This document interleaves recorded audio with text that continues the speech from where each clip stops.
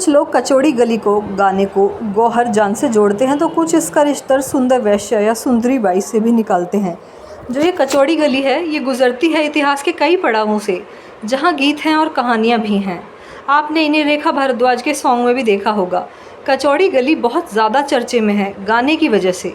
गाने के इतिहास, भूगोल, सरोकार, विस्तार को लेकर कचौड़ी गली पर किसी रूप से बात बतकही होती है तो अच्छा ही लगता है। वजह बचपन से ही कचौड़ी गली से सुनहरी स्मृतियों का जुड़ा होना, या कहें कि बचपन के सुनहरे अध्याय का एक हिस्सा बनकर बनारस की कचौड़ी गली में धमाचौकड़ी मचाते हुए बीता हुआ लोगों का टाइम। कचौड़ी गली का रास्ता बनारस के चौक से खुलता है। वही गली ब्राह्मण लाल का भी रास्ता है। मणिकर्णिका का भी। ब्राह्मण लाल में माँ की बुआ का घर है। बुआ के घर में ही मणिकर्णिका देवी रहती हैं।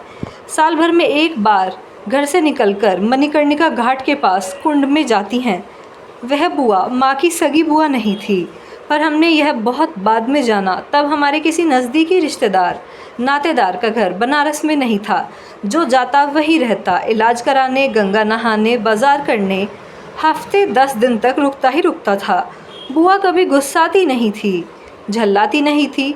मेरे अपने बड़े भाई के तो जीवन का सबसे अहम हिस्सा ही वहीं बीता।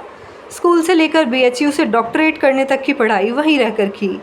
हमें भी किसी न किसी बहाने साल में 2-3 बार जाने का अवसर मिल ही जाता। वहाँ जाते तो गली में खड़े होकर, रास्ते से होकर मणिकर्णिका को जाने वाली अर्थियों को गिनने का खेल खेलते। 1 घंटे में कितने गए, फिर मणिकर्णिका भी चले जाते। वहाँ से अंदर गली होकर विश्वनाथ मंदिर पहुँच जाते।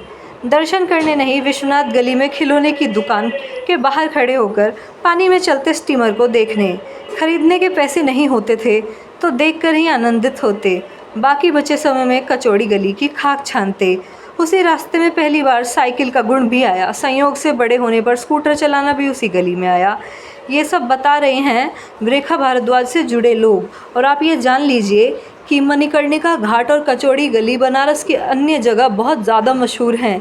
यहीं पर गाने लिखे जाते हैं। कुछ गानों का यह सुख हासिल भी हुआ है कि उसे पीढ़ी दर पीढ़ी कलाकार गाते ही चले जाते हैं। जैसे मशहूर दादरा गीत है हमरी अटरिया पे आजा रे सांवरिया, जैसे मशहूर ठुमरी गीत है याद पिया की आए। पूर्वीय इलाके का ये कजरी गीत मिर्ज़ापुर कैले गुलजार हो धीरे धीरे उसी सदाबहार के मानक पर स्थापित होने और अमरत्व पाने की राह है।